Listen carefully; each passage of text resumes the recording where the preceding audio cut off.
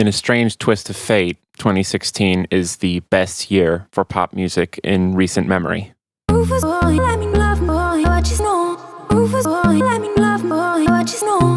I see this as a year that people really started experimenting with what could be done in the pop landscape. For example, this song playing in the background right now, I love it. I think of it as the perfect example for what pop music really turned into this year.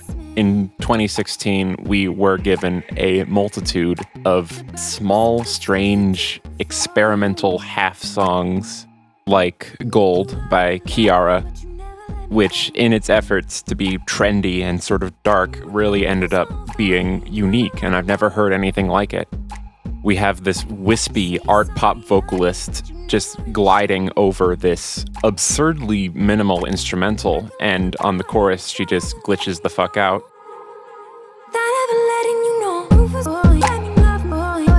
And along with that, it's in this really strange, almost but not quite swung rhythm, which the producers almost seem to miss, because in the end, these very square and rigid hi-hats come into the mix, and that's the part that I don't really like. Vocal manipulation is the real theme here. But she's looking at you.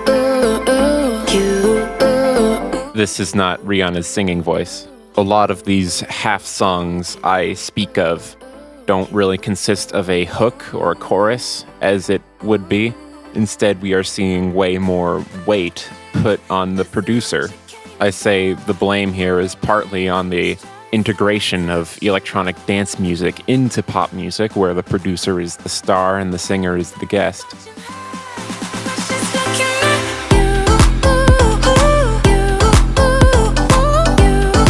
And usually in EDM, instead of a chorus, there is a drop, where any vocal guest who happens to be there just steps out of the room for a bit while the producer takes over. This Is What You Came For by Calvin Harris featuring Rihanna is another one of my favorite pop songs of the year. I find the instrumentation uncharacteristically subdued for Calvin Harris, whose work I usually can't stand. But this mesh of EDM and pop music has been around for a while. The new development here is that now we're seeing drops in non-EDM music.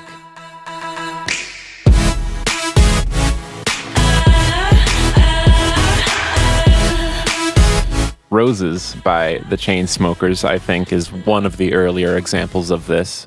A song that appears to be a normal electro ballad until the chorus, which is completely carried by these enormous, massive slabs of synthesizers that just roll through the mix, untethered by the track's tempo. The first time I heard this track was a pretty magical moment, because up until this point, I was under the impression that pop music was entirely stagnant and would never change ever. And of course, this being the year of the Chainsmokers, we had a lot of copycats. I didn't know that I was starving till I tasted you.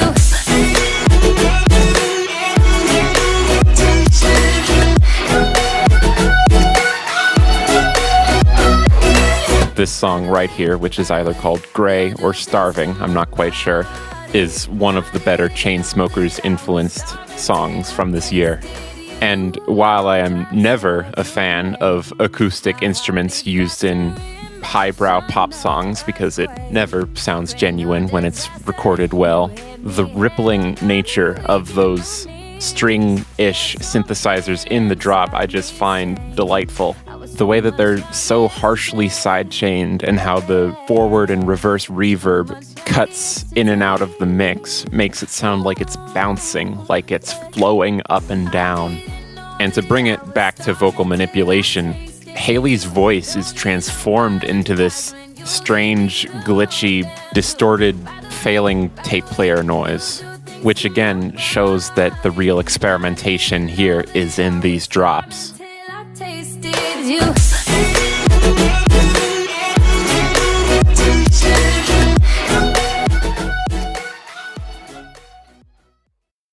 And just one more example of a track that I thought had very interesting vocal manipulation.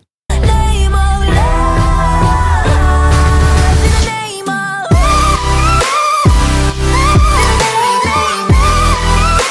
In the Name of Love by Martin Garrix and Bebe Rexha, which honestly does far less to differentiate itself from Roses, still has this odd, either sampled or intensely manipulated vocal hook, pitched up far enough to sound like a mesh between an actual human being and a synthesizer lead, which, after the gravelly and down-to-earth performance of the verses, serves for a very interesting contrast that sort of increases the emotional value of the song, for me at least.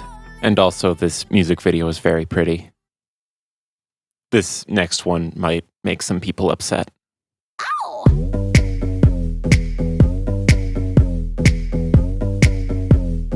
Me Too by Meghan Trainor isn't exactly experimental in the same way that these other tracks I've showcased are, but it is very strange and is worth mentioning. This is the pop song that's gone farthest outside the norm this year.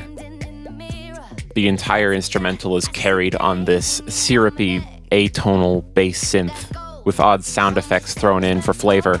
And then, as you can hear now, for the pre-chorus, the track entirely changes into this, again, minimal is the word, classic rock beat, sort of reminiscent of the last album M Train gave us, and then it switches back. If I was you, I'd wanna be me too. I'd wanna be me too. I'd wanna be me too. That quiet, airy drone in the background really seals the deal of this chorus's strangeness for me.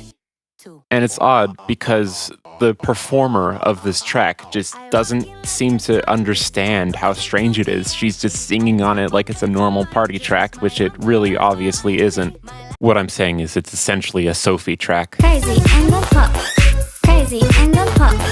Crazy and then pop. If that's what you wanna do, we can go crazy and then pop. I really can't be the only one seeing this. This track, Vyzee, V-Y-Z-E-E, by Sophie, is where I believe the inspiration for Me Too, and by extension Watch Me Do from the Thank You album, came from. Oh, and also there's a reference to Andy Warhol in this song. And while I believe that this track that you're hearing right now is the better of the two, I can't help but find it exciting that we're finding inspiration from these sort of left field artists, such as Sophie, making it into the mainstream.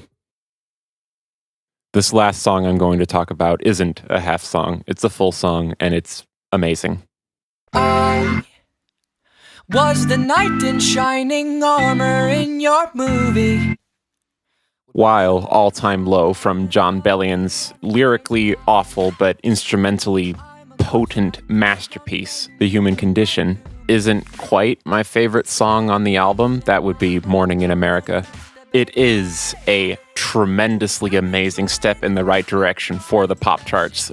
Right now it's hovering in the 30s, but I personally wish the best for this track and this artist, because I would like some proof that the general populace is ready for a bit more depth in their pop music's instrumentation. This track exhibits all the traits of the previous tracks. It's restrained in one place and explosive in another. The chorus isn't really that hooky, but instead consists of a beautiful mishmash of wonky, off-tempo drums and John's vocals pitch shifting all over the place. And a staple of this song, and the entire album really, is the use of samples, strange found vocals used in place of drums in a lot of instances. My album of the year is Sky Simplified by Me. My album of the year that wasn't made by me is Music Vol by Sleep. My favorite album of the year that both wasn't made by me and also isn't a pretentious piece of shit is The Human Condition by John Bellion. Great album.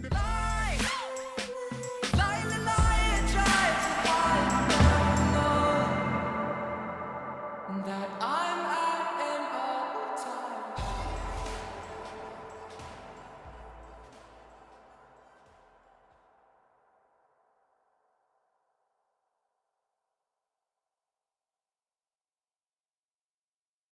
2017 can't come fast enough.